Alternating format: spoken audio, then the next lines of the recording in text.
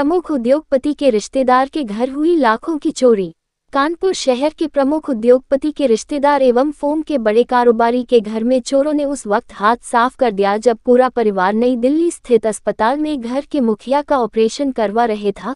सोमवार की सुबह बुजुर्ग के नाती जब घर पहुंचा तो घटना की जानकारी हुई। सभी दरवाजों के ताले, अलमारी के ताले टूटे देख उसके होश उड़ गए और आनंद फानन में उसने डायल 112 को सूचना दी। नवाबगंज थाना क्षेत्र स्थित क्षेत्र के पौष इलाका कहे जाने वाले चंद्र विहार चोरी की घटना की सूचना मिलते ही पुलिस प्रशासन के भी हाथ पांव फूल गए।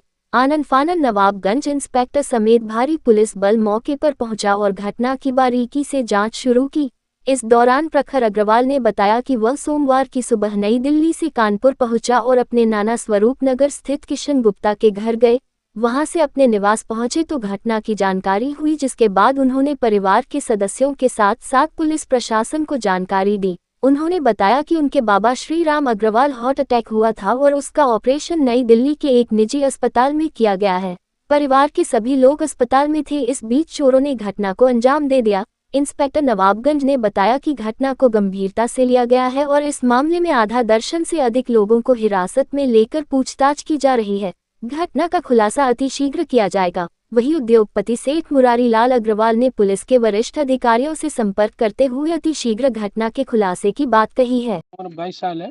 मेरे दादाजी की पिछले सोमवार को जो है दिल्ली में कॉटेज एस्कॉर्ट में बाईपास सर्जरी हुई थी, तो जिसकी वजह से मैं और मेरी मम्मी 16 तारीख की शाम को दिल्ली गए थे। तो आज मैं जो है दुकान के काम की वजह से आज सुबह मैं कल रात की बस पकड़ के आज सुबह कानपुर आया और अपनी नानी के यहाँ से मैंने स्कूटी ली, चाबी मेरे पास थी। तो मैं घर आया कि घर वर साफ करा के भगवान की पूजा करके मैं दुकान चला जाऊँगा। तो जब मैं घर आया तो मेन गेट मेरा बंद था, कुंडी पड़ी हुई थी अंदर से, और जब अंदर गया तो अंदर का ताला नहीं खुल रहा था। अंदर का ताला ना खुलने पर फिर मैंने ऊपर जाके देखा तो ऊपर का ताला मेरा टूटा हुआ था।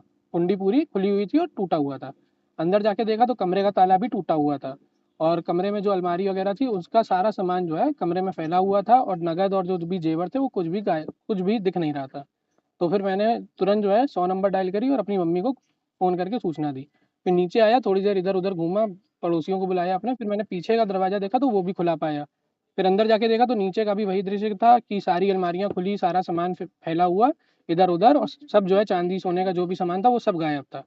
उसके बाद जो है मैंने अपने और भी रिश्तेदारों को फ़ोन करा, क्योंकि मैं सुबह अकेले आया था, घर पे कोई था नहीं, तो मुझे टेंशन हो रही थी थोड़ी। तो फिर मैंने कॉल करा, तो फिर जो है इस चीज़ को मैंने तुरंत 100 नंबर आई, फिर मैंने उनको पूरा दिखाया। फिर जो हमारे जो चौकी इंचार्ज हैं मौर्य जी वो आए, तो उन्होंने जो है पूरी इन्वेस्टिगेशन जो भी है वो स्टार्ट कर दी। गंज थाने के अंतर्गत आता है। ये किस सोसाइटी नाम क्या है? चंद्र विहार सोसाइटी है, ये केसा कॉलोनी के पास। क्या इस घटना में किसी को आप संदिग्ध मान रहे हैं? अभी तो मैं किसी को कुछ नहीं कह सकता हूँ, क्योंकि मेरे हाथ में वो है नहीं। क्योंकि जो काम वालियाँ आती हैं वो एज इट इज़ आई, बस हमारा जो ड्राइवर है वो छुट्टी पे चल रहा है। अभी तक आपको क्या आश्वासन दिया? किसने? पुलिस ने कहा है कि अभी क्योंकि पीएम मोदी को आना है तो इसलिए अभी थोड़ा टीम उधर बिजी है, तो शाम तक जो है जो भी है उसको जो है वो अपने हिसाब से करके टाइम मैनेज करके वो कर लेगी। मैं स्वरूप नगर रहता हूँ, 112/300 स्वरूप नगर। मेरा नाती दिल्ली में था अपने बाबा के ऑपरेशन में। ये सवेरे घर आया तो घर में नहा धो के तैयार होकर चाबी ली और घर आने के लिए कि वहाँ पूजा वूजा करनी है। घर आया, फिर इसका फ़ोन आया कि ताला खुल नहीं रहा है।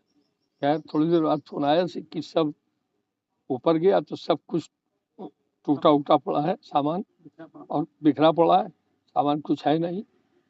तब हम लोग फिर यहाँ आए, इससे पता चली जितना भी सामान था ऊपर का नीचे का सब कुछ गायब है। पुलिस ने आई थी, देखा, उसने इन्वेस्टिगेशन के लिए पुलिस कर रही जो भी कर रही ये पुलिस से। अरे ये थाना नवाबगंज क्षेत्र के जो एक चंद्र विहार मोहल्ला है वहाँ पर आज एक चोरी की घटना होने की सूचना प्राप्त हुई है, जहाँ पर इसलिए निरीक्षण किया गया है और किंतु उनके द्वारा भी कोई प्रार्थना पत्र नहीं दिया गया है। जांच करने के बाद जल्द से जल्द हम लोग विभिन्न माध्यमों से सूचना संकलित करते हुए इस घटना का अनावरण करने का प्रयास किया जाएगा। अभी उनके द्वारा कोई ऐसी सूचना नहीं दी गई है। अब जब वो दे देते हैं तभी स्पष्ट रूप से बताया जा सकता है कि कितने की होगी।